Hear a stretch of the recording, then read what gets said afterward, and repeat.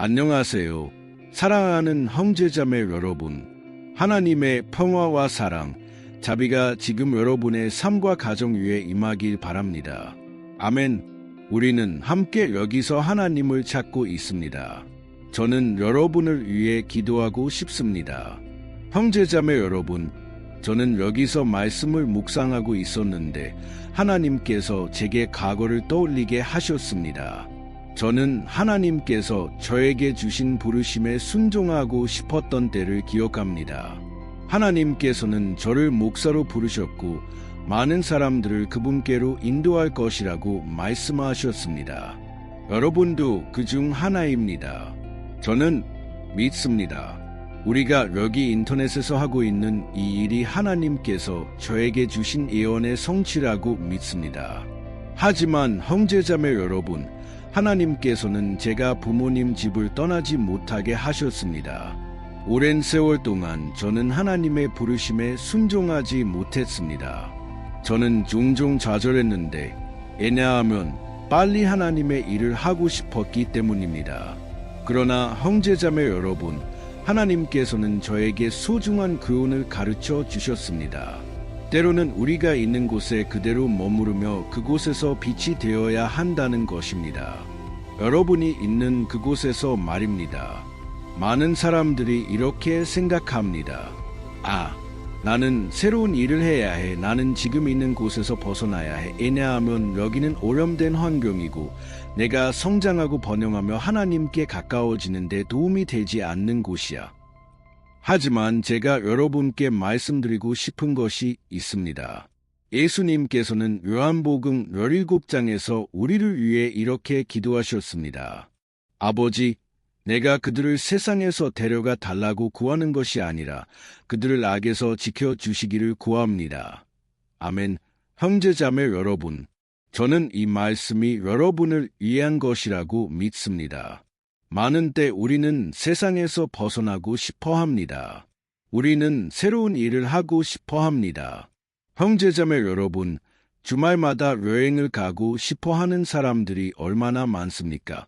마치 자신이 마주하기 싫은 현실에서 도망치려는 것처럼요. 형제자매 여러분, 현실은 정말로 우리 모두에게 힘듭니다.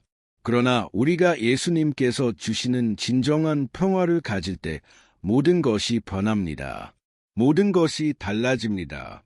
오늘 저는 여러분과 함께 이와 관련된 성경 구절을 읽고 싶습니다. 하나님께서는 우리와 다르게 생각하십니다. 저는 자세한 내용을 말하지 않을 건데, 왜냐하면 여러분이 이 메시지를 듣고 깊이 감동받기를 바라기 때문입니다. 이 메시지는 여러분이 하나님께 구해온 여러 답변을 가져다 줄 것입니다. 그러니 끝까지 함께 해주세요. 오늘은 축복이 될 것입니다. 아멘. 또한 이 기도들을 공유해 주신 모든 분들께 감사드립니다. 보세요. 저 혼자서는 하나님의 일을 할 수 없습니다. 여러분도 혼자서는 할 수 없습니다. 우리는 함께 연합해야 합니다. 예수님께서도 말씀하셨습니다. 우리가 서로 사랑할 때 우리가 그분의 제자로 알려질 것이라고요. 그래서 형제자매 여러분, 여러분이 기도를 보낼 때 그것은 사랑과 관심의 큰 표현입니다. 다른 사람들을 하나님께로 인도하려는 여러분의 소원입니다. 보세요. 이것은 주님의 마음을 크게 기쁘게 합니다. 저는 의심하지 않습니다. 하나님께서는 여러분의 이런 태도에 기뻐하십니다. 제가 좋아하는 말이 있습니다. 대략 이렇습니다. 우리가 다른 사람들이 우리와 함께 천국에 가길 바라지 않는다면 아마도 우리는 천국에 가지 못할지도 모릅니다. 이해되시나요? 우리가 아직 거듭나지 않았을 수도 있습니다. 왜냐하면 하나님께로 태어난 모든 사람, 예수님께 자신의 삶을 드린 모든 사람은 가능한 많은 사람들을 천국으로 인도하려는 큰 소망을 갖기 때문입니다. 아멘. 그러니 주님께 여러분의 마음에 이 사랑을 채워달라고 기도하세요. 그리고 특히 여러분이 그리스도 안에 있는지 확인하세요. 아멘. 여러분이 이미 주님께 삶을 드렸는지, 여러분이 죄의 삶을 버렸는지, 매일 하나님과 동행하고 있는지 확인하세요. 좋아요? 저는 여러분이 정말 좋아하실 메시지를 가져올 겁니다. 그 전에 제 채널을 구독해 주세요. 아래에 있는 구독 버튼을 빠르게 눌러주세요. 종 모양이 나타날 거예요. 종 모양을 누르고 모두 옵션을 선택하세요. 좋아요? 이렇게 하면 제가 다음에 올리는 영상을 직접 받아보실 수 있습니다. 하나님께 영광을. 형제자매 여러분, 아시다시피 저는 매일 여기서 성경 이야기를 가져옵니다. 우리가 우리 자신의 삶과 비교해 볼 수 있도록 우리가 이와 같은 상황을 겪고 있는지, 우리가 얻을 수 있는 교훈이 있는지 볼 수 있도록요. 마가복음 5장에는 형제자매 여러분, 놀라운 이야기가 기록되어 있습니다. 많은 사람들이 모르지만 매우 강력한 이야기입니다. 그리고 이 이야기는 예수님을 따르는 것이 무엇인지에 대한 우리의 생각을 완전히 바꿔줍니다. 집중해 주세요. 여러분은 제가 무슨 말을 하려는지 이해하게 될 겁니다. 상상을 해보세요. 성경은 예수님께서 제자들과 함께 가다라 지방에 도착하셨다고 말합니다. 그곳은 유대인이 살지 않는 곳이었고 갈릴리 호수 건너편에 위치해 있었습니다. 예수님께서 주로 가르치시고 기적을 행하시던 지역이었죠. 그래서 예수님께서 지금 계신 이곳은 그분이 이전에 경험하신 모든 것과 완전히 달랐고 관습도 달랐습니다. 그곳 사람들은 다른 신들을 믿었습니다. 그들은 우리의 하나님, 하늘과 땅의 창조주를 따르지 않았습니다. 게다가 성경은 예수님과 제자들이 그곳에 도착하기 전에 큰 폭풍을 만났다고 말합니다. 저는 이것이 원수가 이미 그 선교 사역을 방해하려는 시도였다고 믿습니다. 하지만 성경은 모든 것이 잘 되었다고 말합니다. 물론 예수님께서 배에 계셨죠. 그들이 배에서 내리자마자 누가 예수님을 맞이하러 났을까요? 놀랍게도 기적을 보려는 군중도 종교 지도자들도 없었습니다. 왜냐하면 그 종교 지도자들, 바리새인과 사두개인들은 예수님을 괴롭히며 그분 주변에 있었기 때문입니다. 그들은 예수님의 사역에 큰 걸림돌이었습니다. 사실 그리스도께서 하신 가장 강한 말씀들은 그 종교인들을 향한 것이었습니다. 그리고 이것은 우리 모두에게 경고가 됩니다. 우리는 종종 하나님의 말씀을 알고 다른 사람들보다 자신이 더 낫다고 생각합니다. 우리는 마음에 하나님을 모시고 예수님을 알고 말씀을 알기 때문에 다른 사람들을 판단할 수 있다고 생각합니다. 하지만 어쨌든 형제자매 여러분, 본론으로 돌아갑시다. 성경은 예수님을 향해 달려온 사람이 매우 끔찍한 상태에 있었다고 말합니다. 그에게는 더러운 영이 있었습니다. 이것이 성경이 말하는 바입니다. 그리고 그는 무덤 사이에 살고 있었습니다. 성경에 따르면 무덤은 유대인들에게 완전히 부정한 곳이었습니다. 즉, 무덤에서 사는 것은 완전한 고립이었고 그 사람은 죽은 것과 다름없었습니다. 그뿐만이 아니었습니다. 그 사람은 그 안에 있는 악령들 때문에 너무 강하고 통제불능 상태였습니다.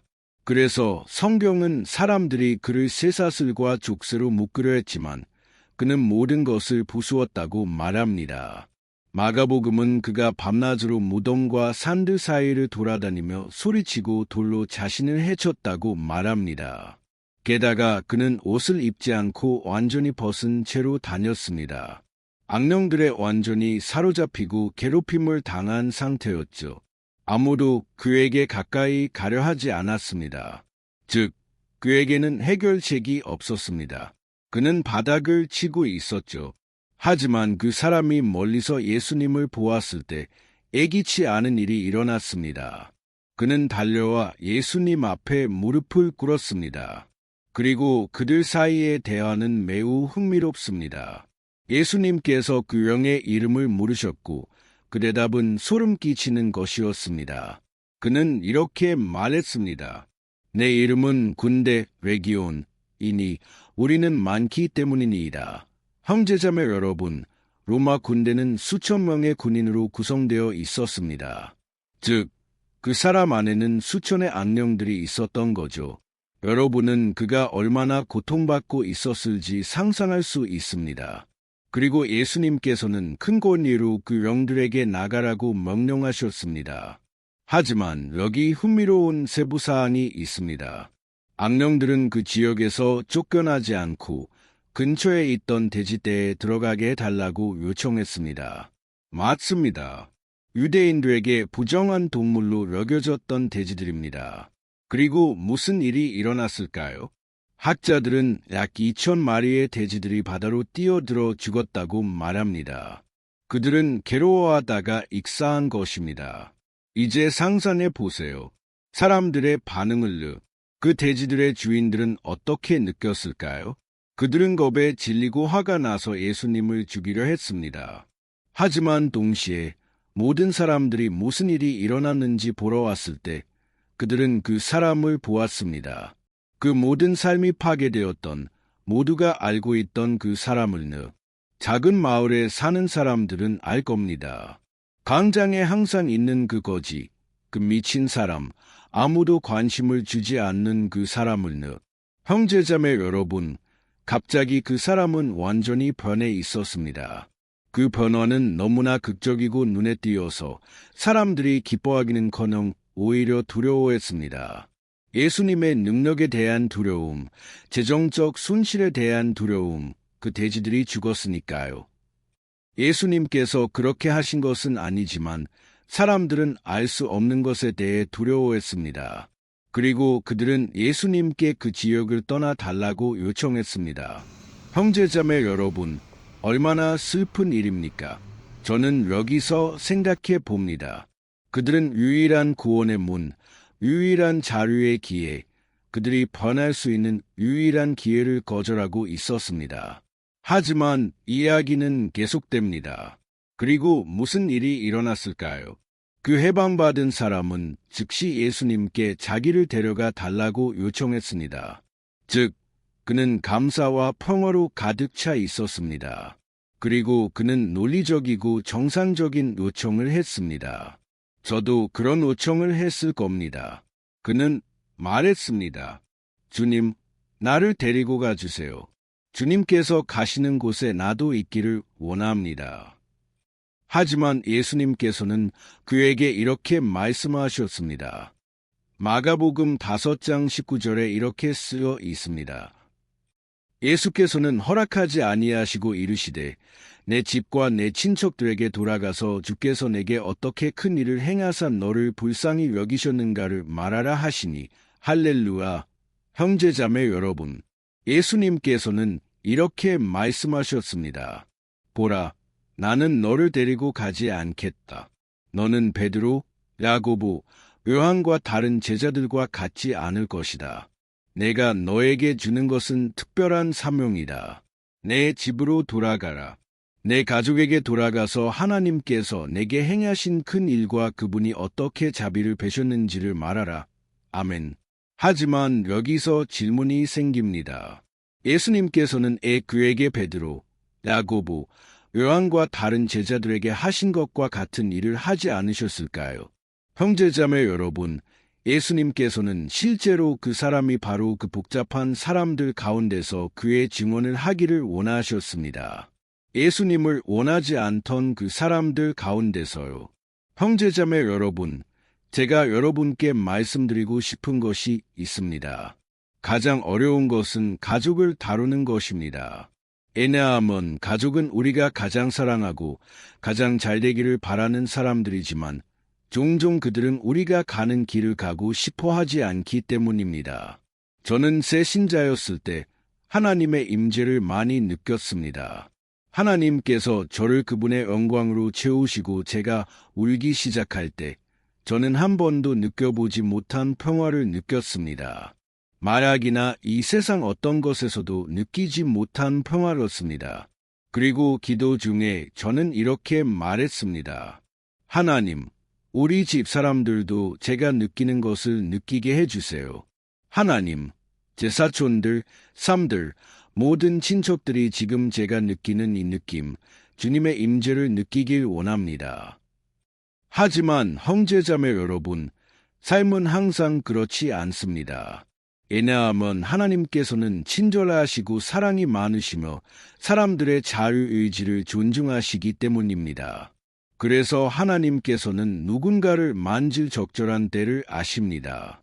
그분은 누군가가 더 연약하고 도움이 필요할 때를 아십니다. 불행히도 우리는 사람들이 하나님을 찾지 않는다는 것을 압니다. 사람들은 죄 속에서 눈이 멀어 있습니다. 그들은 이 세상을 즐기고 싶어 합니다. 그들은 자신의 방식대로 살고 싶어 합니다. 그래서 우리는 단순히 계속 기도하고 포기하지 말아야 합니다. 그리고 가능할 때마다 그들에게 전해야 합니다. 하지만 무엇보다도 형제자매 여러분, 우리는 우리의 행동으로 전해야 합니다. 아멘. 우리의 증언은 사람들이 우리의 말을 듣고 싶어 하지 않더라도 우리의 증언이 더 크게 말해야 합니다. 하나님께 영광을. 그리고 흥미로운 점은 그 변화받은 사람은 신학교에 들어갈 필요도, 설교 경험이 있을 필요도, 심지어 성경 공부를 할 필요도 없었습니다. 그의 삶 자체가 가장 큰 설교였습니다. 왜냐하면 모두가 그가 무덤에서 살고 벗은 채로 자신을 해치는 모습을 보았기 때문입니다. 하지만 이제 성경은 그가 옷을 입고 분명하게 말하며 평화로 가득 차 있었다고 말합니다.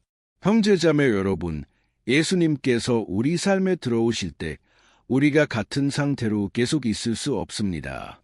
그래서 저는 여러분께 묻고 싶습니다. 여러분의 삶은 정말로 변했습니까? 여러분은 정말로 예수님의 이 능력을 경험했습니까?